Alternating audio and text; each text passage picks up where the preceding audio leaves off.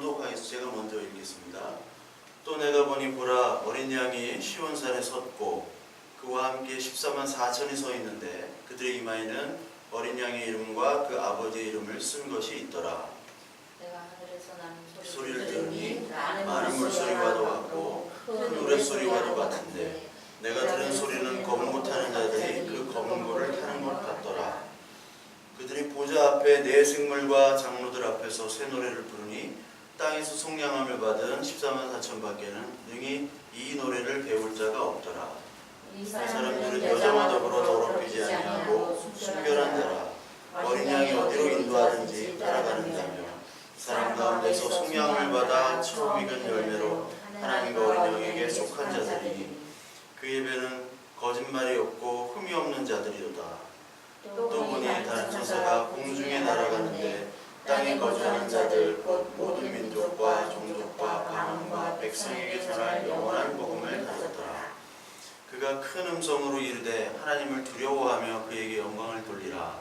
이는 그의 심판의 시간이 이르렀음이니 하늘과 땅과 바다와 물들의 근원을 만드신 이를 경배하라 하더라. 또 다른 천사 곧 둘째가 그 뒤를 따라 말하되 무너졌도다 무너졌도다 큰 성 바벨론이여 이 모든 나라에게 그의 음행으로 말미암아 진노의 포도주를 먹이던 자로다 하더라. 또 다른 천사 곧 셋째가 그 뒤를 따라 큰 음성으로 이르되 만일 누구든지 짐승과 그의 우상에게 경배하고 이마에나 손에 표를 받으면 그도 하나님의 진노의 포도주를 마시리니 그 진노의 잔에 섞인 것이 없이 부어 포도주라. 거룩한 천사들 앞과 어린 양 앞에서 불과 유황으로 고난을 받으리니 그 고난의 연기가 세세토록 올라가리로다.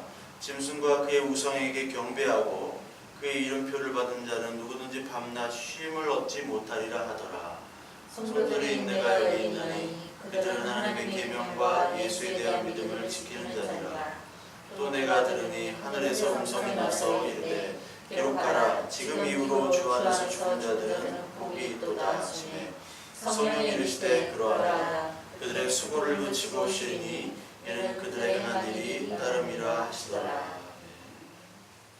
우리 13정에 666이라는 숫자가 나왔습니다. 그리고 이 666은 모든 사람들에게 주어지는 표인데 이 표는 짐승을 경배하는 숫자, 짐승의 숫자, 인간의 숫자, 지혜와 총명에 있는 그 인간의 숫자라고 얘기를 했죠.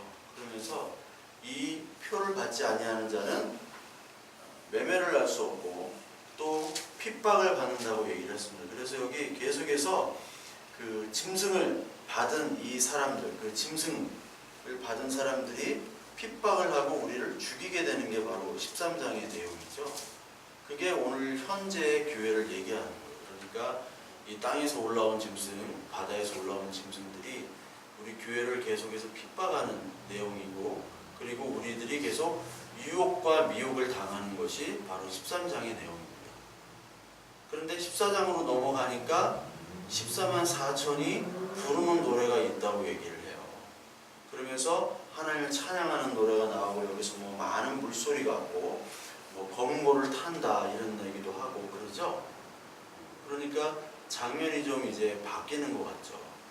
우리가 그 계시록에 2장 우리가 배웠지 않습니까? 계시록 2장 3장에는 7교회가 나오죠. 7교회 교회가 2장 3장에서 나옵니다. 2, 3장에서 나오고 그 다음에 4장 5장으로 넘어가면은 이게 지상의 7교회가 아니라 천상의 교회가 나와요. 천상교회가 나옵니다. 이게 4장 5장이 되는 거죠. 4, 5장. 그래서 오늘 여기 12장, 13장은 어떻게 보면은 똑같아요. 여기 나오는 것처럼 12장, 13장은 바로 이 7개 교회를 어떻게 보면 얘기를 할 수가 있어요. 왜냐하면 이 7개 교회는 칭찬받는 교회가 거의 없었죠. 물론 서머나 교회나 필라델피아 교회가 칭찬을 받았지만 대부분 다른 가르침과 다른 미혹과 또 너희들은 사랑도 없고 너희들의 잘못한 것들을 계속해서 하나님께서 이 계시를 통해서 경책을 하고 질책을 하고 계시는 내용들이 많았잖아요. 그러니까 여기는 완전하지 못한 교회를 얘기하는 거예요. 지상교회를. 그런데 4장에 가니까 4장 5장에 가면 여기서 이제 온전한 교회를 얘기하고 있단 말이에요. 여기서도 12장 13장은 지금 계속 핍박받고 고난받고 유혹받고 미혹받는 그런 교회에서 지금 14장은 14만 4천이 부르는 찬양의 노래를 얘기해요. 찬양. 여기 천상교회를 나타낸 4장 5장에도 여기서도 24장로가 예수 그리스도를 찬양하고 이런 장면들이 나오죠. 그러니까 이 계시록에서도 계속 반복되는 내용입니다. 2장 3장의 내용이 다시 12장 13장에 나오고 4장 5장의 내용이 14장에서 또 등장을 하는 거예요. 그래서 오늘 14만 4천이 부르는 노래는 이 천상에 나타나 있는 교회도 교회이지만 오늘 이 시대, 현 시대 우리에게 이 세상이 우리를 죽이고 핍박하고 조롱할 때 우리는 이 노래를 부를 수 있는 자다라고 하는 것을 오늘 강조를 하고 있는 것입니다.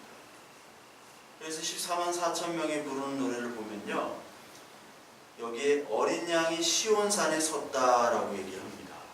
어린 양과 시온산, 그리고 거기에 14만 4천이 있죠. 이거는 그 앞에 나온 4장과 5장에 나온 예수 그리스도가 있으시고요, 거기에 24장로가 있고 막 생물들이 이렇게 둘러싸여 있고 이 장면과 비슷한 겁니다. 그래서 여기 나오는 시온산이라는 것은 그 지리적으로는 예루살렘을 사실 얘기를 해요. 시온산이라는 게 예루살렘. 그리고 더 구체적으로는 예루살렘 성전을 얘기하는 거고, 즉 우리로 말하자면 이제 교회가 되는 거죠. 즉 교회라는 곳이 바로 시온산이고, 시온산에서 하나님의 은혜가 나오고, 그리고 여기 시온산에 누구와 함께 있냐? 예수 그리스도, 어린 양과 함께 있다라는 얘기입니다. 즉 그곳이 하나님의 나라고 그곳이 천국이죠. 그러니까 천국이 어딨냐라는 것은 나와 함께 있는 곳이 천국이다라고 얘기를 하시는 것이죠. 천국. 그래서 14만 4천은 오늘 예수 그리스도와 함께 천국에 있다는 것을 얘기를 하고 있고요. 그리고 이마에 어린 양의 이름과 아버지의 이름, 즉 성부의 이름과 성자 예수 그리스도의 이름이 써져 있는 것이죠. 그래서 여기 13장에는 뭐가 써져 있습니까? 짐승의 수인 666이 써져 있는데, 여기에는 예수 그리스도와 하나님 성부 하나님의 이름이 이마에 써져 있는 것이죠. 즉 이마에 써져 있다라는 것은 성령의 인치심을 받았다라는 표현과 같습니다. 즉 너희들은 내 소유야. 도장이라는 게 그렇다고 그랬잖아요. 도장은 내 거다. 내가 나를 증명하고 도장을 찍었다 하면 이것은 내 소유다 해가지고 책에다 도장도 찍고 뭐 그러잖아요. 내 이름을 파는 것은 바로 내 것을 얘기하는 거죠. 그래서 여기에 나와 있는 이 이름을 쓴 사람들이 바로 14만 4천의 모습들입니다. 14만 4천의 사람들이에요. 그 14만 4천이 지금 이마에 써져 있는데, 그게 계시록 3장에 또 나오죠. 계시록 3장. 이마에 써져 있는 이름이 계시록 3장에도 이미 필라델피아 교회에게 나와요. 3장 12절을 우리 같이 한번 읽어보겠습니다. 3장 12절. 이기는 자는 내 하나님 성전의 기둥이 되게 하리니 그가 결코 다시 나가지 아니하리라. 내가 하나님의 이름과 하나님의 성 곧 하늘에서 내 하나님께로부터 내려오는 새 예루살렘의 이름과 나의 새 이름을 그의 위에 기록하리라. 여기 예루살렘의 이름과 나의 새 이름을 기록하겠다. 하나님의 이름과 예수 그리스도의 이름을 같이 기록하겠다라고 얘기하는데, 누구에게 그것들을 기록하겠냐? 이기는 자라고 나오죠. 이기는 자. 그래서 요한계시록 3장에서도 이기는 자에 대해 얘기를 했지만, 가장 대표적인 이기는 자를 누구로 들었습니까? 네? 누구로 들었죠? 이기는 자. 야곱이잖아요. 야곱이 이스라엘이 되는 거고요. 이스라엘이 이제 교회가 되는 거고요. 이 교회가 이기는 자고, 이스라엘의 뜻이 뭐예요? 하나님을 이긴 자들, 이기는 자. 이들이 바로 14만 4천이에요. 14만 4천. 이게 연결이 되시죠? 예, 당연히 연결이 되시죠? 그러니까 오늘날 이스라엘은 이스라엘이 아니라 교회입니다. 그러니까 유대인들이 돌아와야지 이스라엘이 회복된다라는 것은 있을 수 없는 거고, 백투 예루살렘 운동하는 그런 분들, 그게 아니라 이미 교회예요. 그러니까 이스라엘은 교회고 이기는 자예요. 그러니까 이기는 자가 여기 14만 4천이 나오는 거죠. 이겼기 때문에 지금 2절에서 하늘에서 맑은 물소리가 나고, 많은 물소리죠. 많은 물소리가 나고 큰 우레소리, 이런 건 다 하나님의 소리를 나타내는 겁니다.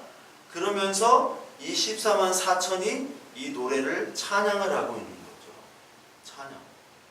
그러니까 찬양은 누가 할 수 있느냐? 이기는 자만이 할 수가 있는 겁니다.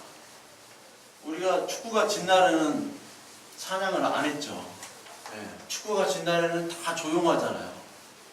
독일을 어떻게 한번 이겼어요. 그러니까 막 소리를 지르고 막 그랬죠. 소리 지를 일이 없잖아요. 요즘에 솔직히 재미난 일도 없고. 네. 그러니까 이기는 사람만 소리를 지르고 찬양을 할 수 있지, 지는 사람은 이 노래를 부를 수 없다라는 겁니다. 이기는 자만 노래를 부를 수 있어요. 그래서 이기는 자는 뭐냐? 내가 이긴 게 아니라 이기게 되어진 자. 그러니까 우리가 이 세상으로부터 이기게 된 자가 아니라 이겨지게 하나님께서 만들어 주시는 거죠. 그 야곱이 어떻게 이겼습니까? 환도뼈가 부러짐으로 이겼잖아요. 그러니까 우리의 능력과 우리의 승리는 환도뼈가 부러짐으로 말미암아 작은 것들을 잃게 돼요. 우리의 육신을 잃게 되고 우리의 자존심을 잃게 되고. 그러나 더 큰 것들, 하나님의 나라의 그 무궁무진한 하나님의 영광과 기쁨과 감사함을 우리가 얻게 되는 것, 이것이 바로 이기는 자죠. 그 야곱은 이 장애인이 됐지만 야곱은 뭐를 얻었습니까? 하나님의 나라, 하나님의 어떤 분인가를 깨닫게 되는 거예요. 그것이 바로 이기는 자거든요. 그게 14만 4천이고 여기에 그 사람들이 이제 노래를 부르게 됩니다. 그래서 2절에 보니까 뭐 우레소리, 맑은 물소리, 검고 타는 것, 뭐 이런 것들이 나오는데, 이 검고는 우리나라의 검은고를 얘기하는 게 아니겠죠? 서양에는 검고가 없습니다. 이스라엘은 또 검고가 없습니다. 그러니까 다른 뭐 악기라고 보시면 돼요. 뜯는 현악기. 뭐 다윗도 뭐 현을 뜯었고요. 그렇죠? 뭐 그리스 로마 신화에는 뭐 하프 이런 거, 지금도 하프가 있잖아요. 그런 걸 상상하시면 됩니다.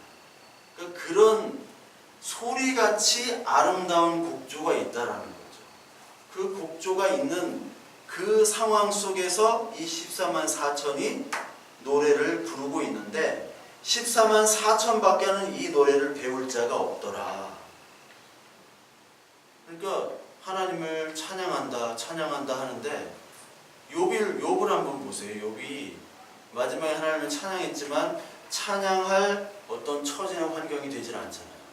하나님을 저주해야지 마땅하고 자신의 인생을 저주해야지 마땅하는데 마지막에는 찬양을 하잖아요.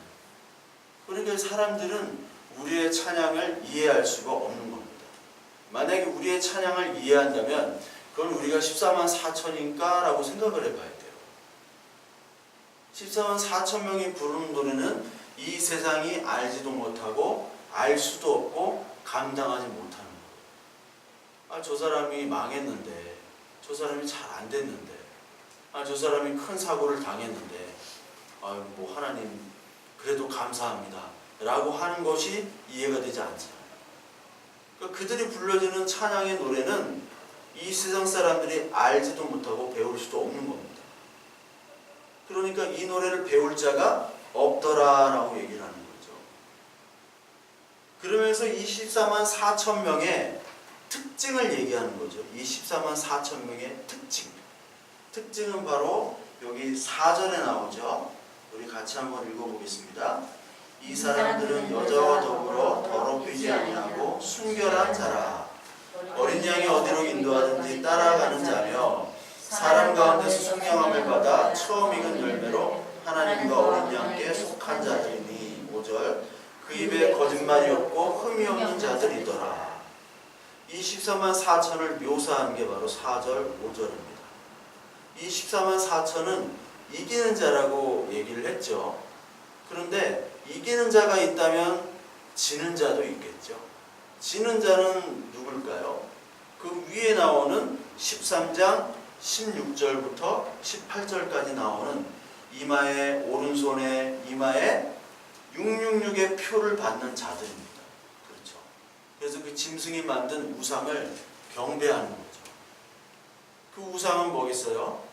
우리가 갖고 싶어하는 것들, 우리가 원하는 것들, 우리가 이것만 가지면 내가 먹고 살고 안정되고 뭐 할만하고 하는 모든 것들, 하나님을 제외한 믿음이 아닌 모든 것들이 바로 여기 나오는 666 인간의 수, 인간의 지혜, 그 사람의 수를 얘기하는 겁니다. 7로 가야 되는데 6에 머문다고 그랬잖아요. 7로. 그러니까 7에 가면 안식인데 6에서 머문다는 것은 안식이 없이 열심히 사람의 지혜와 사람의 능력과 사람의 어떤 구조물로 만들어진 모든 형태가 바로 6이란 얘기죠.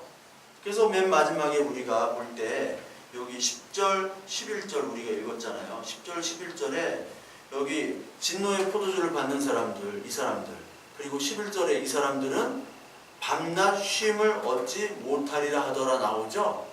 쉼을 받지 못하리라. 밤낮 일을 하고 밤낮 돈을 많이 벌고 막 긁어 모아요. 서민갑부야 막. 서민갑부 보시잖아요. 그거 재밌어요.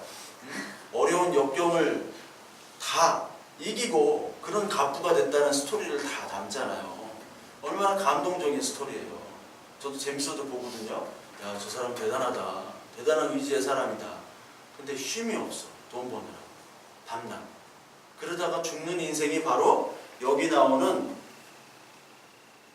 뭐예요? 불과 유황으로 심판받는 사람들. 그러니까 진노의 포도주를 먹는 사람들의 모습이에요. 왜냐하면 안식이 없기 때문에. 이 사람들은 666인 거죠. 666.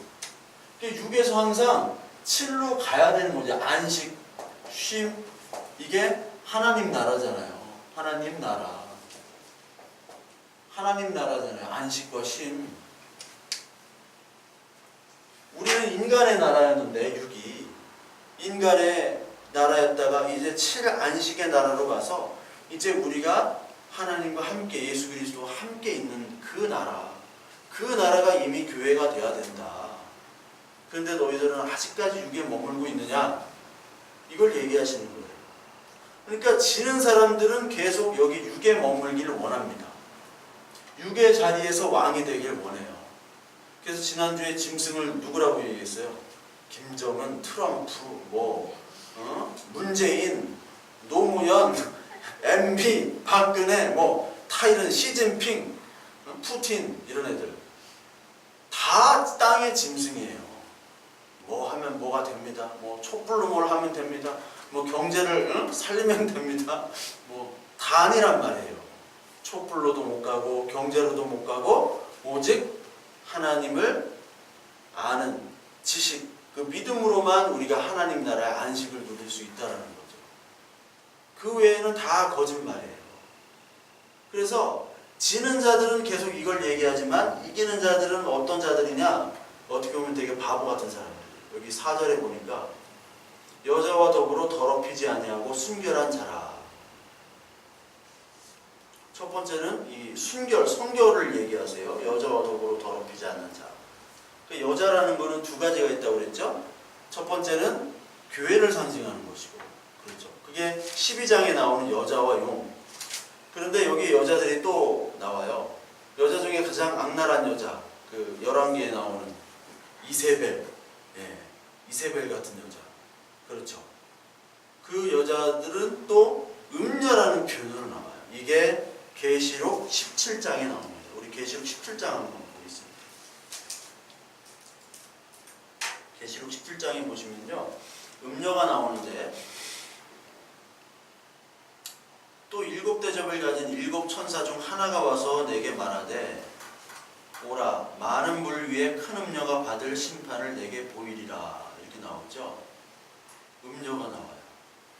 근데 여기 2절에 보니까 또 땅의 임금들도 그와 더불어 음행하였다라고 나오죠. 땅에 사는 자들도 그 음행에 포도주에 취하였다. 오늘 14장에도 포도주가 나오고 음행인 음녀가 나오고 이렇게 나오죠. 17장에도 나옵니다. 그리고 오늘 읽은 14장에 바벨론이 무너졌다 나오죠. 그런데 18장에 2절에 보세요. 큰 성 바벨론이여 귀신에 쳐서 각종 더러운 영이 모이는 곳이 무너졌다. 네, 무너졌다라고 얘기하잖아요. 그 3절에 음행의 진노의 포도주로 말미암아 만국이 무너졌으며, 그러니까 17장에 나온 내용이가 18장에 또 나오고 14장에 이미 나오고, 그러니까 계속 따따블로 나오는 거예요. 그래서 요한계시록은 어떻게 보면요 22장까지 있잖아요. 22장까지 있지만 결국은 몇 장으로 줄어드냐, 줄어들면 6, 7장이면 다 그 내용이 똑같은 거예요. 그러니까 왜 6, 7장으로 됐는데 왜 이렇게 반복을 하실까? 그만큼 진리다라는 거예요. 이것은 사실이다. 아멘, 아멘, 아멘. 이거는 똑같이 중복되는 건 이건 진짜야. 내가 이르노니 가라사대. 아멘, 아멘. 동의하는 거잖아요. 3번 연속으로, 4번 연속으로. 이게 진리고 진실이기 때문에 거짓이 없는 것이다라고 얘기하시는 거예요. 그래서 오늘 17장에 나오는 이 음녀가 뭐를 얘기하느냐? 그 4절에 보세요. 그 여자 음녀는 자줏빛과 붉은빛 옷을 입고 금과 보석과 진주로 꾸미고 손에 금잔을 가졌는데 가증한 물건과 그의 음행에 더러운 것들이 가득하더라. 금, 보석, 진주 막 이렇게 두르고 다니는 여자들 있죠? 사모님들. 이 사모님들 딱 보면 아 음녀구나. 한번 보시면 돼요. 막 구라다 가방 딱 메고, 예, 막 구찌, 막 샤넬 이런 거. 아 음녀구나. 음행에 더러운 것들이 가득하더라. 성경은 그것들을 음녀라고 보는데 우리는 부럽죠. 얼마나 부러워요.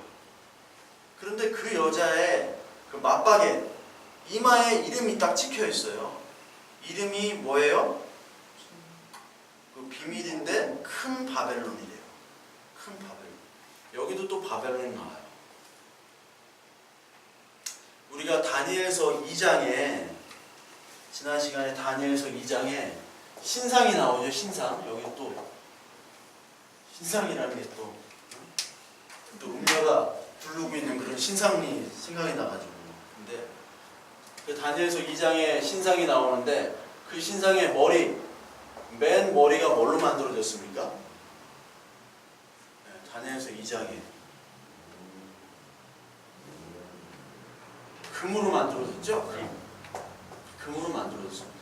그 목이랑 가슴 부분은 은으로 만들어지고, 그 다음에 동, 철, 구리, 철 해가지고 진흙 이렇게 쭉 나가잖아요. 그런데 그것들을 산에서 갑자기 어떤 이상한 돌이 나와가지고 그걸 다 부시잖아요. 그래서 산에서 나오는 돌이 바로 예수 그리스도를 상징한다고 얘기를 드렸고요. 근데 맨 마지막, 맨 처음 나오는 게 금이에요. 금은 어느 나라를 상징한다고 그랬죠? 제가 바벨론을 상징한다고 그랬잖아요. 바벨론. 네? 바벨론, 중금리. 네?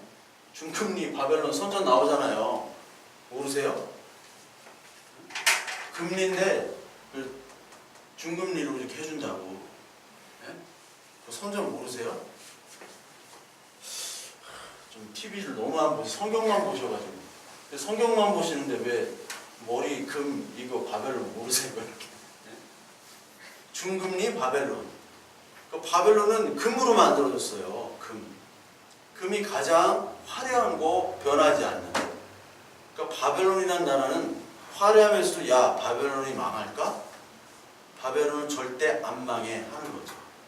그 지금의 바벨론은 미국일 테고, 그렇죠. 이 당시의 바벨론은 1차적으로 로마 제국을 얘기하는 거예요. 로마 제국.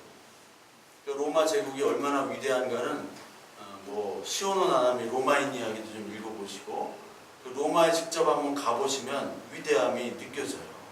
로마의 위대함은 저는 폼페이를 갔는데 폼페이는 로마보다 더 이렇게 유적이 좀 잘 돼 있어요. 보존이 잘 돼 있는데 밑에 그 집에 그 밑에 바닥이 다 대리석 타일로 돼 있어요. 그게 언제냐면 우리 지금으로부터 거의 2000년 전이에요. 거의 2000년 전에 막 바닥이 다 지금도 못 가는 대리석 타일로 모자이크를 만들었어요. 타일로 모자이크 작품을. 그때가 우리나라 뭐 박혁거세가 어쩌고 저쩌고 하고 막 동명왕 유리왕이 어쩌고 저쩌고 그것보다 더 이전이거든요. 야, 로마가 대단하긴 대단했구나. 이 문화와 예술과 이런 것들이 물론 예술은 그리스보다는 좀 못해요. 그런데 이 문화 문명이 대단했구나. 군사도 대단하고 법도 대단했고 어떤 뭐 모든 면에서 다 탁월했던 나라가 바로 로마예요. 그러니까 이 로마가 무너지질 않는 거죠. 이 음녀 바벨론은 이 로마를 상징하는 거예요. 그래서 여기서 나오는 음녀와 더불어 더럽히지 아니하고 순결한 자라. 이거는 첫째는 신앙의 순결을 얘기하는 걸 우리는 당연히 알겠죠. 신앙의 순결. 즉 666의 우상을 따르지 아니하는 사람들을 바로 여기 나오는 순결한 자. 그리고 두 번째 의미는 또 성적인 타락에서 우리가 더럽지 아니한 자로도 우리가 볼 수가 있는 겁니다. 그래서 우리 고린도전서 6장 9절부터 10절까지 보면요. 자, 읽겠습니다. 불의한 자가 하나님의 나라를 유혹으로 받지 못할 줄을 알지 못하느냐. 미혹을 받지 말라. 음행하는 자나 우상 숭배자나 간음하는 자나 탐색하는 자나 남색하는 자나 도적이나 탐욕을 부리는 자나 술 취하는 자나 모욕하는 자나 속여 빼앗는 자들은 하나님의 나라를 유혹으로 받지 못하리라. 하나님의 나라로 갈 수 없다라고 얘기하는 그 사람들의 종류를 이렇게 쭉 얘기하죠. 물론 여기 음행하는 자, 우상 숭배, 간음, 탐색, 남색, 탐욕, 술 취하는 자, 술 취하는 자가 못 가면 하나님의 나라 이거 갈 사람이 없거든요. 다 술에 취해 보셨는데 그러지 않았는데 여기 간음하는 자, 음행하는 자, 하나님이 마음으로 가는 음행도 이게 다 그렇게 했는데 물론 여기서 말하는 전체적인 구원의 의미에서는 하나님은 이 바벨론에게 미혹당하지 않는 것을 얘기하지만 또 2차적으로 우리가 도덕 윤리적으로도 우리도 봐야 된다는 것이죠. 왜냐하면 이 당시에 어떤 성적으로 타락한 이 시대에 사실 하나님께서는 역시 그 순결을 요구하고 계시는 거예요. 순결을. 그러나 우리의 모든 죄들을 사실 용서해 주시는 그 하나님, 예수 그리스도로 말미암아 구원을 얻지만 우리의 순결한 자로 살으라는 하나님의 또 명령이기도 한 겁니다. 이 두 가지 의미를 다 놓쳐서는 안 되죠. 어떤 사람들은 도덕 윤리적으로만 막 이것들을 보려고 하는 분들이 있어요. 신앙의 가늠은 생각하지 않고 또 어떤 분들은 신앙의 가늠만을 보고 어떤 윤리적인 것들은 다 배제하는 경우가 있습니다. 물론 우리가 윤리적인 것들을 다 지킨다고 해서 하나님의 나라를 갈 수는 없는 거예요. 왜냐하면 하나님이 택해야 하는 거고 그리고 우리가 다 지키지 못하더라도 하나님의 나라를 갈 수가 있는 거예요. 하나님의 나라는 하나님이 택하는 것이기 때문에. 근데 우리가 어떠한 자인지 우리는 사실 하나님의 뜻이기 때문에 우리는 잘 모르잖아요. 그러니까 하나님의 순결한 자로서 이렇게 계속 노력을 해야 된다는 거죠. 이 두 가지를 동시에 100% 다 될 수는 없지만 하고 노력하고 계속 하라는 겁니다. 그게 바로 순결한 자의 모습이죠. 그리고 두 번째로는 순종을 얘기해요. 어린 양이 어디로 인도하든지 따라가는 자다. 어린 양. 예수 그리스도 인도함을 따라가는 자. 이게 어떻게 보면 되게 막막한 얘기입니다. 예수님이 가라는 데가 어디 있는데 도대체 우리가 순종을 합니까? 그거는 물론 여기 나오는 말씀에 대한 순종이겠죠. 그러니까 여기 우리 나오는 이 말씀들을 순종하다 보면요, 그러니까 하나님께 이게 맡기고 사는 거잖아요. 우리가 사실은 하나님께, 하나님 내가 이 말씀에 좀 순종하고 살 테니까 하나님이 도적질 하지 말고 거짓말 하지 말고 사귀지 말고 산다고 했으니까 내가 양심에 이 성경에 그릇된 행동들과 그릇된 판단들은 내가 하지 않겠습니다 라고 하면서 신앙생활을 100% 한다고 보면 우리가 손해보고 욕당할 때가 많아요. 하나님께 맡길 때는, 맡기고 살면 정작 정말 불안합니다. 왜냐하면 내 힘으로 할 수 있는데 그것이 하나님이 원하지 않는 방향일 경우에는 내 힘이 없어지는 거죠. 그러니까 내가 늘 불안하고 내가 늘 염려가 될 수밖에 없는 거예요. 이쪽은 편한 길로 제안이 오는데 하나님 이쪽에 가지 말라고 분명한 성경의 사인과 우리의 마음의 사인을 주셨어요. 근데 이쪽으로 가야지 나도 편하고 가족도 편하고 이웃도 편해요. 근데 이쪽으로 가지 않을 경우에 다른 길을 선택했을 때 우리에게 많은 어려움들이 오게 되어 있습니다. 그래서 사람들에게 욕먹는 거예요. 무모해 보일 수도 있습니다. 그리고 계산이 딱 서는데 하나님은 어떻게 볼 때는 계산하지 말라고 해요. 우리 광야 시절 때 이제 그 가나안 땅을 넘었잖아요. 근데 이제 첫 여리고성의 전투 전에 길갈에서 할례를 하라고 합니다. 하나님의 명령이에요. 근데 인간의 계산으로는 그때는 막 진격해서 쳐들어가도 힘든데 여리고성이 너무나 난공불락의 선이기 때문에. 그런데 거기서 할례를 하고 거기서 쉬래요. 할례를 했다는 것은 예전에 야곱의 아들들 있죠? 레위, 시몬 이런 애들이 다 할례하라고 해놓고 거기 히위 족속들을 다 죽였잖아요. 그러니까 전투력이 빵이 되는 겁니다. 남자의 전투력이. 그런데 그렇게 하래요. 하나님의 명령은 인간의 계산을 뛰어넘는 거거든요. 그런데 할례를 하니까 왜 할례를 하라는 거예요? 내가 거룩하니 너희도 거룩하라는 거예요. 이 전쟁은 네가 하는 것이 아니라 내가 하는 것이다. 네 인생은 네가 사는 것이 아니라 하나님 내가 인도하고 내가 사는 거야. 그거를 우리 인생 속에서 계속 알려주시려고 우리에게 계속해서 사인 주시고 일도 주시고 또 뭐 자녀가 사고도 치고요. 뭐 하기도 하고 어떤 원치 않는 일도 일어나기도 하고요. 하나님이 이거는 하지 말라고 어떤 때는 직접적으로 사인도 주시고.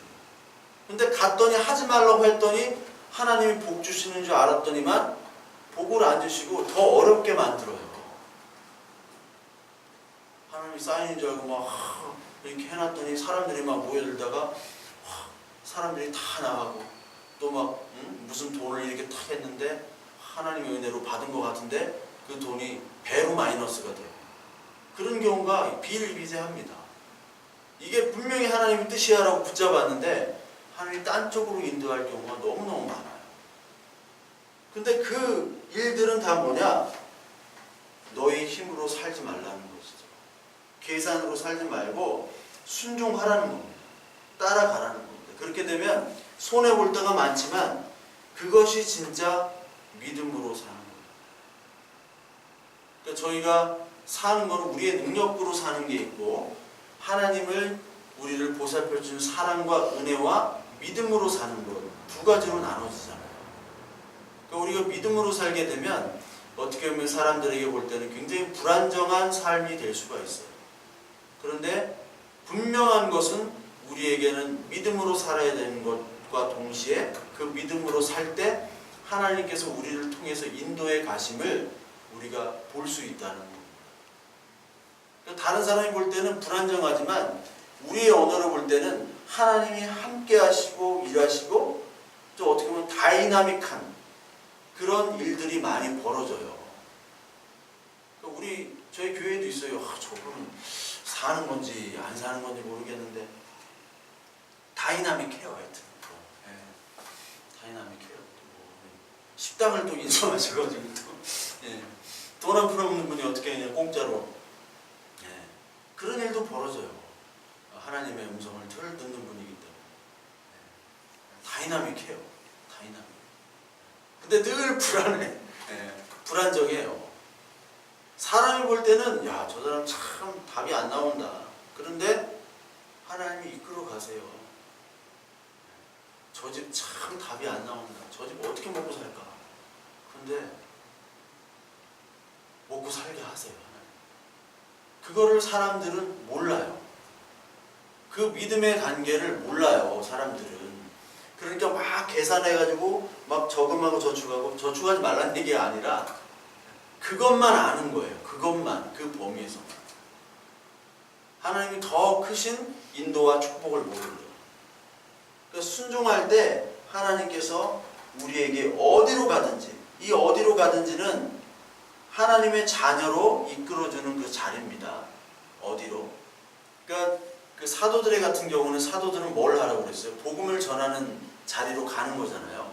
그러니까 복음을 전하러 가는 자리는 핍박의 자리요 죽음의 자리지만 그 속에서 하나님께서 살아남게 하시고 복음을 전할 수 있도록 하나님이 기가 막힌 방법으로 인도해 주신 것들이 다 사도행전이거든요. 그러니까 가기만 해라. 내 말에 순종해라. 즉 하나님의 자녀로 살고 복음을 전하는 자로 살아라. 그러면 내가 뭐든지 거기서 같이 함께 하겠다. 그거를 믿는 자가 바로 이 순종하며 어린 양이 어디로 가든지 따라가는 자입니다. 따라가는 자. 그리고 속량함을 받아 처음 익은 열매로 하나님과 어린 양께 속한 자들이다. 속량함과 속한 자들을, 이 속량함이라는 것은 내가 값을 주고 산 거죠. 즉 이제는 내 것이 아니라 네 것이 아니라 나의 것이야. 왜? 내가 값을 주고 샀기 때문에. 네 인생이 아니라 내 인생이야 라고 하는 거죠. 즉 하나님께 드려지는 거죠. 우리의 삶이. 그래서 이 시대 교회의 가장 큰 문제는 목사만 하나님께 드려진다라고 생각을 하는 거예요. 성도님들이. 그래서 목사님들에게 월급 주고 월급 받은 만큼 일 하나 안 하나 감시하는 자들로 바뀌어버렸습니다. 요즘 교회가. 안 그런 교회도 있어요. 목사님이 챙길 거 다 챙기고 성도들 감시하는 그런 교회도 있지만 대부분의 교회가 요즘엔 목사님들이 성도들의 눈치를 보고 성도들이 감시하고 언제 잘릴지 몰라가지고 막 두려워하는 사람들이 너무나 많습니다. 그걸 왜 두려워하나 모르겠어요. 그러니까 하나님이 오늘 너는 네 인생이 아니라 나에게 속한 인생이야. 나에게 이제 헌신해야 돼. 너는 이제 신부인데 이제 다 고난을 받았으니까 나에게 이제 헌신하는 신부로 살아야 돼. 이걸 바로 하나님이 하시는 일들, 14만 4천에게 하는 일들입니다. 그래서 하나님께 헌신되고 하나님께 속한 자들이지 세상에 속한 자들이 아니라는 거죠. 세상에 속한 자들은 세상에게 헌신합니다. 또 많은 사람들이 어떻게 보면 여기 말하는 것처럼 하나님의 인도함과 하나님의 속한 그 사람들이기 때문에 하나님의 인도함대로 주인이 이끄는 대로 가야 되는데 그러면 불안하고 염려되고 그런 것들이 많잖아요. 이 세상은 뭐를 쫓습니까? 안정을 쫓아요. 왜 많은 그 청년들이 공무원 시험을 그렇게 응시합니까? 안정된 직업이잖아요. 안정된 직업. 많은 어머니들, 아버지들도 우리 아들, 딸 안정된 직업, 안정된 그런 배우자, 뭐 안정된 교회, 안정된 직장, 그걸 얘기해. 안정. 근데 여러분, 안정이라는 단어는 이 세상에 쓸 수 없는 단어. 육에는 안정이 없고 칠에만 안식과 안정이 있는데 교회에서 그런 용어를 계속 써요. 안정. 이게 빌어먹을 기도 제목이에요. 이게 망할 기도 제목입니다. 안정이라는 것은. 그렇다고 공무원 시험 준비하는 청년들에게 뭐 떨어지게 해주세요 이렇게 하지 말고요. 저희 교회도 있는데 그 안정이 아니라 진짜 안정이 뭔지를 알고 하더라도 하라는 얘기죠. 진짜 안정. 안정되고 안전한 지대가 없어요. 이 세상은. 언제 우리나라 또 전쟁 날지도 몰라요. 언제 뭐 지금 뭐 전쟁 안 나는 것처럼 아니면 또 날 수도 있어요. 언젠가 핵전쟁 나면 여러분 핵전쟁 매뉴얼이 뭔지 아세요? 핵전쟁 났을 때 막 대피하고 매뉴얼이 있잖아요. 매뉴얼이 없는 게 매뉴얼입니다. 예. 그건 핵전쟁 전문가가 얘기했어요. 뭐 어떻게 해야 됩니까? 예, 제가 설명을 드리겠습니다. 그런데 사실은 없습니다. 예. 지하로 대피하면 언제 나와야 됩니까? 예, 지하로 일단 대피하는 게 좋긴 한데 언제로 나와야 될지는 모릅니다. 나와도 어떻게 될지는 모릅니다. 몸의 상태가 어떻게 변화되고 할지는 모릅니다. 그럼 매뉴얼이 있습니까? 없습니까? 만들어놨지만 거의 소용이 없다고 보시면 됩니다. 그러니까 우리의 인생에는 아무런 매뉴얼이 없어요, 사실은. 근데 자꾸 안정된 것을 찾으려고 하는 거예요. 우리는 하나님에 속한 것으로만 안정과 안식을 찾아야 되는 거죠. 그것이 바로 14만 4천입니다. 그리고 그 입에는 거짓이 없고 흠이 없는 자다. 흠도 많고 거짓말 많이 하잖아요, 우리가. 그런데 예수 그리스도의 죽으심으로 우리가 흠이 없어진 것이고, 거짓말하지 않는 자, 거짓말이 없고 흠이 없는 자라고 얘기했죠. 사탄은 무슨 압이라고 했습니까? 예수님이 사탄이 뭐의 압이라고 그랬어요? 바리새인들에게 너희들은 거짓말쟁이다. 너희들의 아비는 사탄이다. 사탄이 거짓의 압이라고 그랬잖아요. 거짓의 압이. 사탄의 가장 큰 무기는 거짓말을 하는 겁니다. 여기서 거짓말이 없고 흠이 없는 자라는 얘기인데, 거짓말이 없고 흠이 없는 자가 내가 거짓말하고 흠이 없다는, 거짓말 안 하고 흠이 없다는 얘기가 아니라 이 사탄의 특징이 아니라는 거죠. 사탄은 늘 거짓말합니다. 하나님 없어. 야, 헌금 하지 마. 봉사도 하지 마. 야, 교회 가지 마. 교회 가도 줘라. 아무 소용없어. 구원 없어. 용서 없어. 사랑도 없어. 아무것도 하지 마. 심판? 당연히 없지. 그냥 살다가 죽어. 이게 바로 사탄의 말이에요. 근데 우리의 거짓말이 없다는 것은 구원도 있어요. 심판도 있어요. 하나님의 은혜도 있어요. 기도도 있어요. 사랑도 있어요. 이것들을 얘기하는 사람이 거짓말이 없는 자입니다. 그렇죠? 그 사람이 흠이 없는 자예요. 흠이 얼마나 많습니까, 우리가?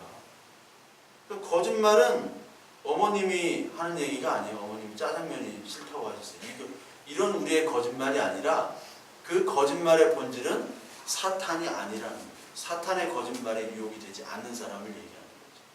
그게 14만 4천의 모습이라는 겁니다. 14만 4천. 그 사람들만이 능히 찬양을 한다는 겁니다. 그러면서 또 천사가 또 나타나는데, 이 천사가 어떤 걸 가졌느냐면, 여기 민족과 종족과 방언과 백성에게 전할 6절을 보세요. 무슨 복음을 가졌다?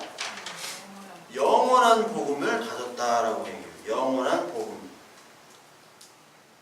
그러니까 이 세상에 많은 복음이라고 하는 것들은 유한한 거죠.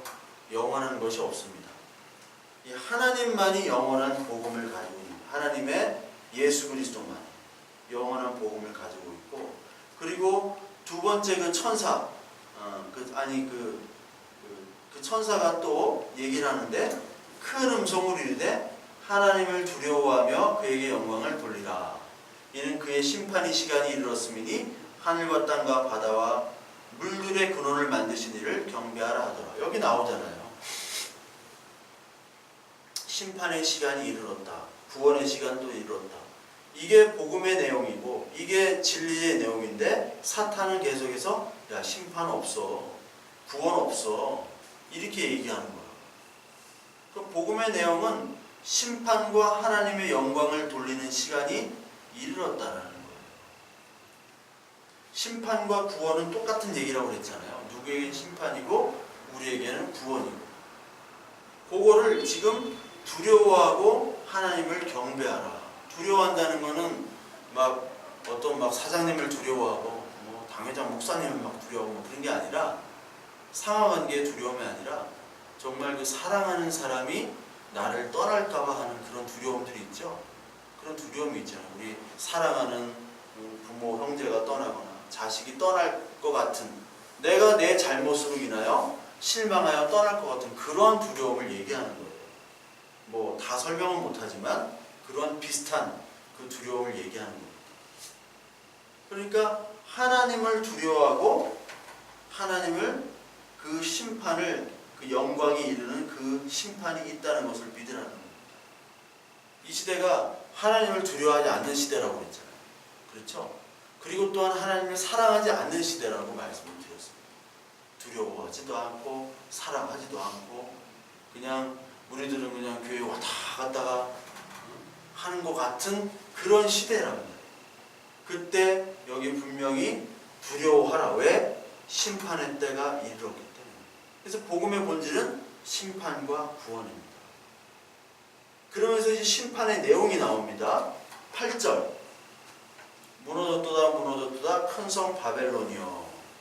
아까 나왔죠? 큰 성 바벨론. 무너지는 이 심판이 분명히 나온다라는 거예요.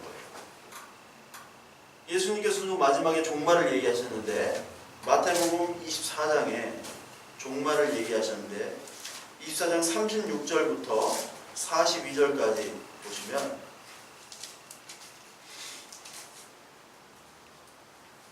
그러나 그날과 그때는 아무도 모르나니 하늘의 천사들도 아들도 모르고 오직 아버지만 아시느니라.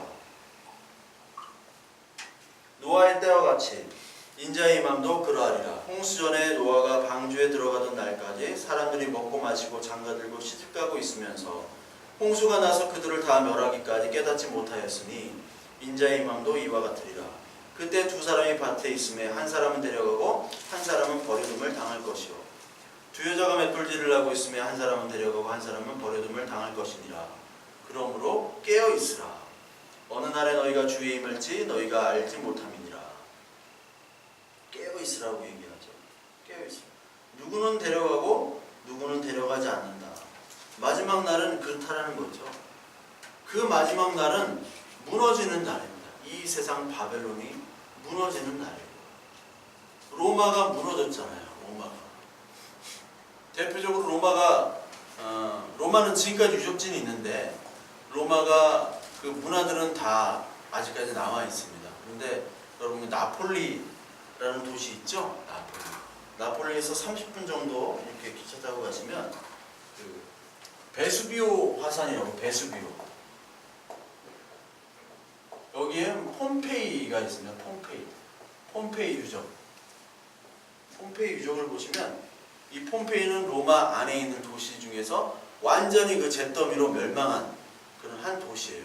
폼페이. 그 폼페이를 한번 가보니까 제가 말씀드렸듯이 너무너무 이게 신비로워요. 폼페이가. 되게 비싸요. 또 입장료도. 너무 비싸요. 17년 전에 갔는데 17년 전에 우리나라 돈은 10,000원이 넘었으니까 지금 한 25,000원씩 받을 거예요. 비유럽인일 경우에는. 근데 여기 가면요 사람이 이렇게 죽은 사람들을 이렇게 해놨어요. 사람이 이렇게 죽었는데 굳었거든요. 그래서 다 캐내다 보니까 이게 굳어 있는 거를 사람은 이제 뭐 이렇게 해놓고 그 틀에다가 다시 흙을 그 시멘트를 부어가지고 사람 형상으로 이렇게 만들어놨어요. 그러니까 막 이렇게 죽은 사람도 있고 막 한 사람도 있고 이렇게 하는 죽은 사람이 있어요. 유리관에.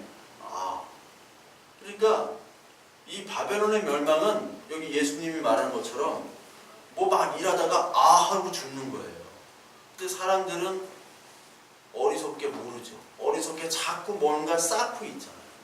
이 육령을 받은 사람은 자꾸 쌓아요. 그런데 이 바벨론은 분명히 무너진다라고 얘기를 합니다. 그러니까 너희들은 지금도 늦지 않았으니까 심판의 시간이 이르렀기 때문에 하나님을 경배하고 다시 회개하라.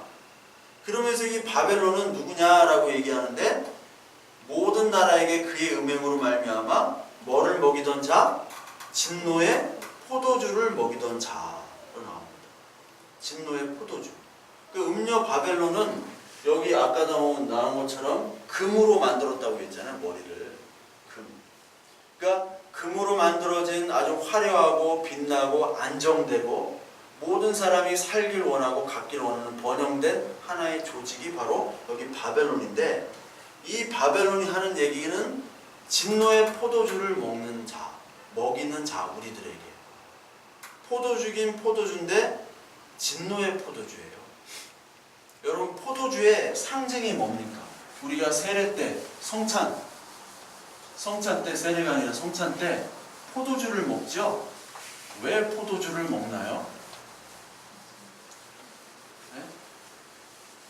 목사님한테 한번 물어보세요. 왜 포도주를 먹나? 요한복음 2장에 어떤 기적이 있습니까? 예? 물이 포도주로 만든 가나온인 단치 있죠? 물과 포도주. 제가 예전에 이 영상 첫 강의 시간에, 영상 첫 강의 뭐 세계관 그런 시간이 있는데, 우리 여기 충남대학교 생화학과 학생이 있었어요. 전도해가지고. 네, 생화학과. 야, 물이 포도주가 되는 게 맞냐? 가능하냐? H2O가 되는 게 맞냐? 아니면 뭐, 응? 그 염화나트륨 있잖아요. 응? NaCl, 염화나트륨. 이게 나트륨과 염소가 만나가지고 소금이 되는 거거든요. 근데 나트륨은 이것도 금속이에요. 금속 같은 거예요. 돌덩이에요. 근데 염소는 뭐냐면 이게 독가스 성분이 가장, 수돗물에 염소 넣잖아요. 살균, 독가스. 그러니까 균이 죽을 정도로 아주 독가스 염소가 들어가요. 근데 독가스에다가 돌을 이렇게 했더니 소금이 되는 거잖아요. 야, 이거는 되고 왜 이건 안 되냐? 응? 꼽냐? 말해가지고 하니까 그것도 답이 되겠네요. 그랬거든요. 그러니까 물이 포도주로 된다는 거, 물이 포도주가 된다는 게 굉장히 의미가 있어요. 물단지가 몇 개 단지가 있었어요? 예? 물단지 항아리가 몇 개였어요? 예? 7개요? 우리가 666을 배웠잖아요. 666. 예, 666. 그러니까 물은 6개예요. 물은. 왜 물이 6개냐? 물은 우리가 정결 예식이라고, 이 유대인의 식사법, 유대인은 먹는 게 되게 중요해요. 식사에서 뭐를 하냐면, 이게 유대인들은 씻어야 돼요. 손발을. 씻지 않으면 그게 큰 결례예요. 하나님 앞에. 그래서 물덩이를 둔 거예요. 씻으라고 한 물을. 그러니까 여긴 율법에 머무른 인간 육이에요. 666이에요. 근데 포도주를 만들었다는 것은 예수 그리스도의 피로 안식이 된 이제 하나님의 나라로 간 7을 의미하는 거예요. 7의 숫자를 하나님의 의미로.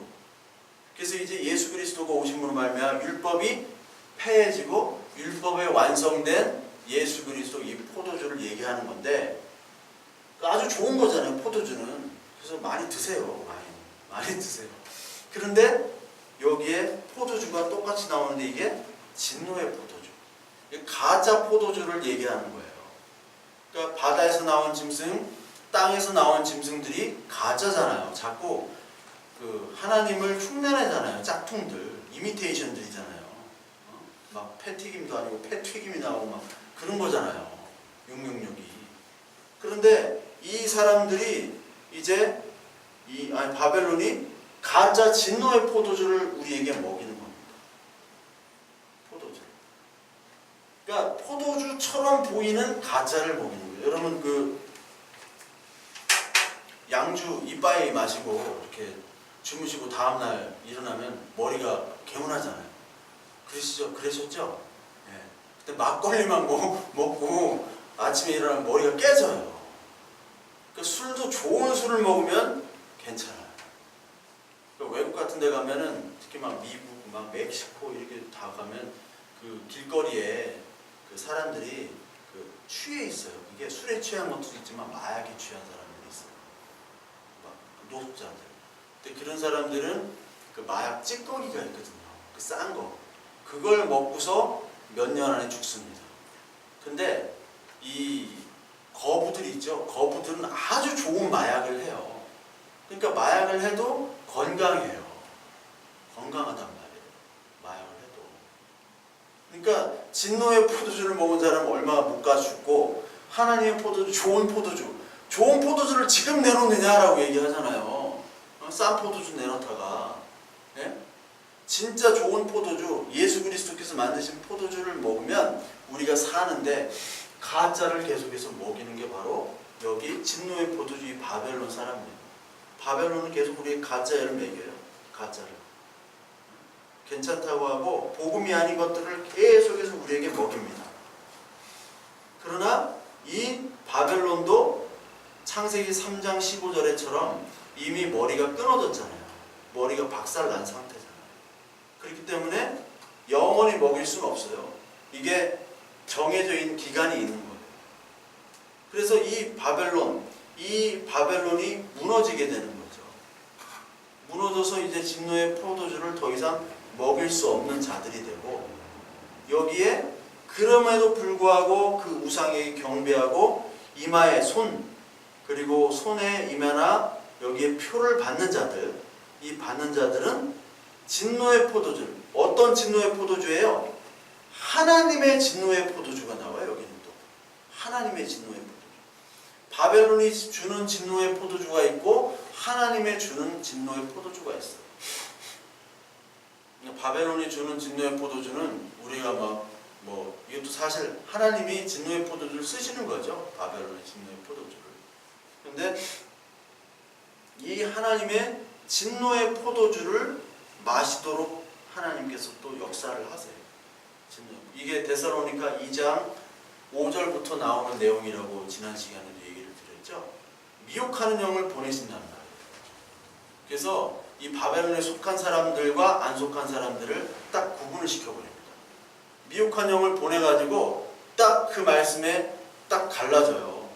그러니까 진짜 복음을 설포를 하면은 야 저거 가짜네라고 하는 사람이 있고 아 맞다라고 하는 사람이 달라져요. 왕의 재정 이런 거 얘기하잖아요. 그럼 와 막 이렇게 하는 사람은 다 가짜예요. 그러니까 666만을 원하는 겁니다. 근데 하나님의 진노의 포도주의 그 말씀은 딱 칼로 딱 자르는 거잖아요. 그 말씀이 칼로 자르는 거기 때문에 그 말씀에 양과 염소로 나눠주고요, 가라지와 알곡으로 나눠주는 겁니다. 그 진노의 포도주 우리에게 주시니까 여기 불과 유황으로 고난을 받고, 그리고 11절에 그의 이름표를 받는 자는 누구든지 밤낮 쉼을 얻지 못하리라. 아까 나온 것처럼 밤낮 쉼을 받지 못하고 불과 유황으로 고난으로 그 하나님과 그 천사 앞에서 불과 유황의 고난을 얻는다. 이 지옥의 모습이 어떤지는 정확하게 알 수는 없습니다. 그러나 여기 나온 대로 쉼을 얻지 못하고 고난을 받는 것을 이 지옥으로 표현을 하고 있어요. 그게 바로 사실은 이 세상이에요. 그렇죠? 쉬질 못하게 합니다. 우리를 하나님을 생각지 못하게 한다는 거예요. 이 육체의 쉼이 아니라 하나님을 생각하지 못하는 게 바로 이 세상입니다. 왜 우리는 하나님을 생각해야지만이 쉼이 있느냐? 하나님의 형상대로 만들었기 때문에 그래요. 인간은 밥만 먹고 못 살잖아요. 동물은 밥만 먹고만 살아요. 근데 인간은 밥만 먹고 못 삽니다. 돈이 아무리 많다고 해도 행복할 수가 없어요. 왜? 하나님의 형상대로 만든 창조물, 하나님의 피조물이기 때문에 그래요. 그렇기 때문에 여기 나오는 이런 밤낮 쉼을 얻지 못하고 계속해서 이 불과 유황으로 고난을 받는 사람들은 아직까지 하나님이 누구시며, 그리고 우리 인간 내가 하나님의 형상으로 만든 존재임을 모르는 사람들. 그 사람들은 계속해서 육을 추구할 수밖에 없습니다. 666만을 추구해요. 밤낮 쉼이 없습니다. 아무리 많이 벌어도, 아무리 쾌락을 추구해도 쉼이 없어요. 이게 바로 지옥을 얘기하는 겁니다. 그러니까 우리가 하나님 없이 성공한 사람들 많잖아요. 성공하고 명예와 부와 인격과 막 그런 사람들, 우리가 그런 사람들 딱 보면 물론 첫 마음은 우리가 부러워하잖아요. 부러워하지만 그 사람들 딱 볼 때 야, 저 사람들은 계속 심판과 지옥에서 사는 거구나. 바벨론에게 지금 진노의 포도주를 먹어가지고 지금 흠뻑 취해가지고 자기가 죽는지도 모르고 계속 죽어가고 있는 사람이구나. 이 진노의 포도주에 취하면요, 자기가 취한 줄을 몰라요. 술 취한 사람하고 얘기해 보세요. 한 얘기 또 하고 한 얘기 또 하고 지가 취한 줄을 몰라요.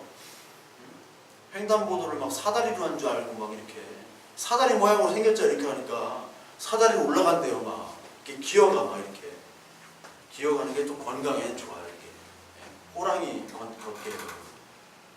그러니까 취하면은요, 자기가 죽는 걸 몰라요. 자기가 어떠한 위험에 취했는지를 몰라요.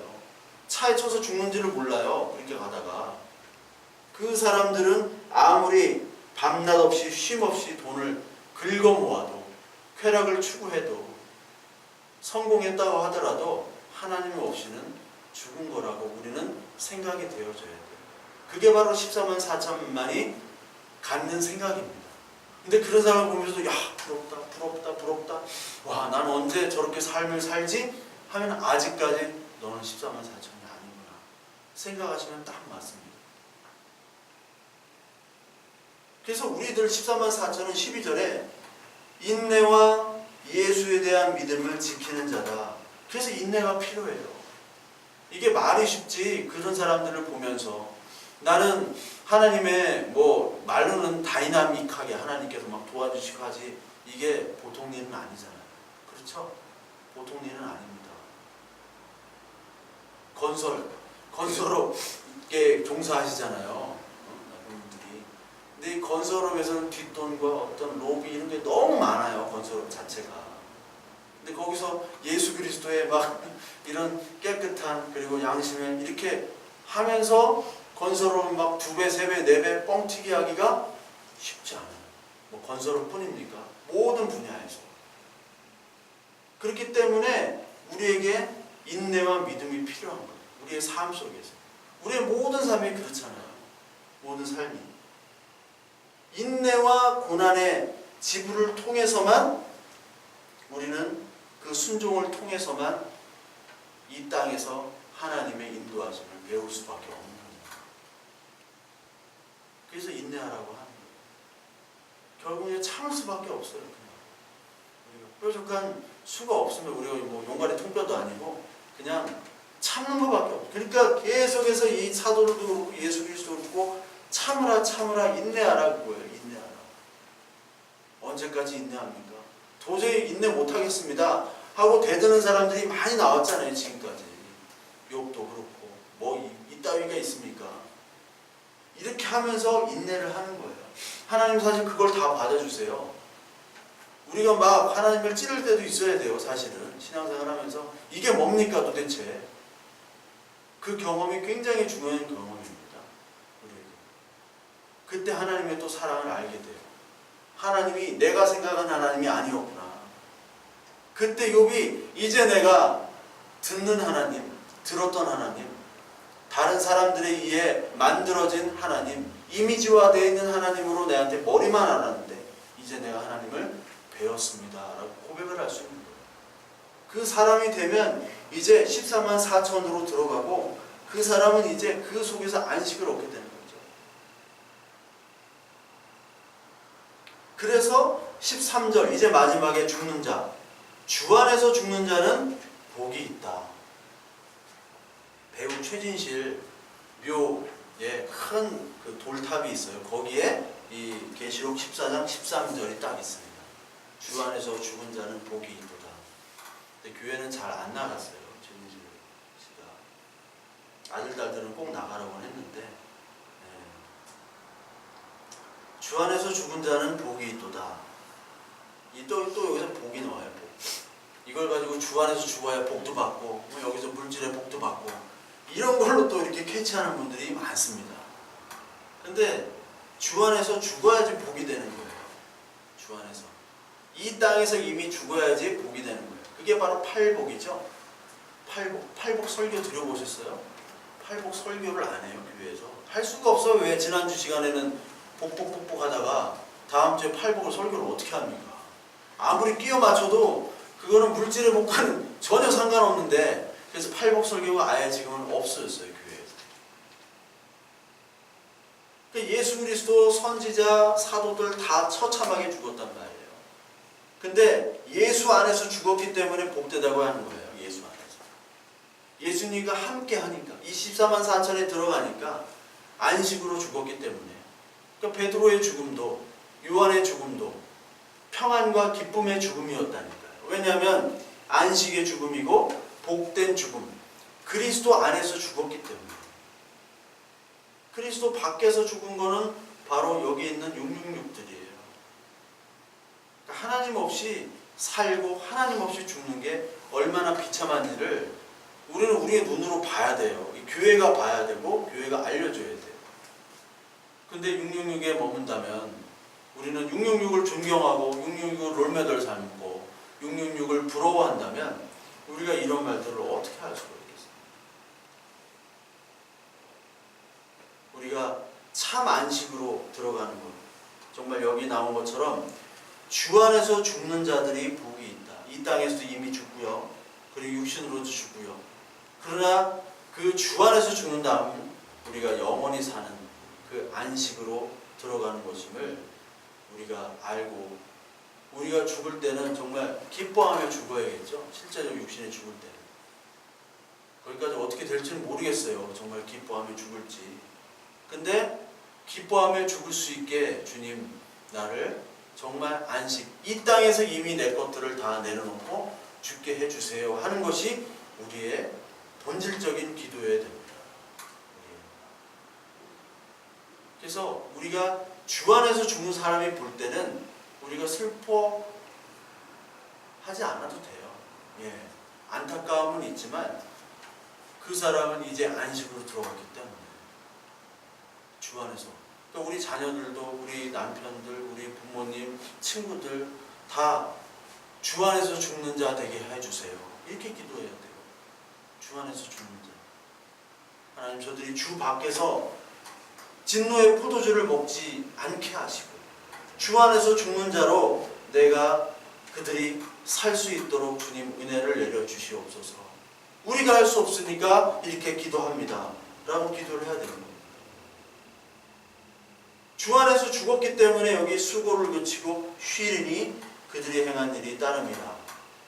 주 안에서 죽었기 때문에 수고를 그치고 쉴 수 있는데 주 안에서 죽지 아니하면 또 뭐가 기다려요? 고난이 기다립니다. 고난. 지옥이 어떤 형태인지는 모르지만 고난이에요. 여기는 밤낮 쉼을 얻지 못하고 고통이 찾아올 거예요. 밤낮. 뭔진 모르겠지만 분명한 건 이 땅에서도 밤낮 쉬지 못하고 돈을 벌었는데 그게 다인 줄 알았더니 죽었더니만 더 큰 고난이 오고 돈은 없고 맛 볼 수도 없고 느낄 수도 없고 그런 큰 고난이 오는 이 진노의 포도주를 나와 우리 가족들, 사랑하는 자녀들, 그리고 이웃들, 하나님, 내가 복음을 전함으로 말미암아 내 복음에 전하는 그런 능력과 행위가 아니라 하나님께서 은혜를 부어주셔서 그들에게 하나님의 자녀로 살아가는, 그러기 위해서 그들의 안에 있는 바벨론을 쳐 부시게 하여 주세요. 딱 뜬 돌이 와가지고 이 금신상들을 다 때려 부숴주세요.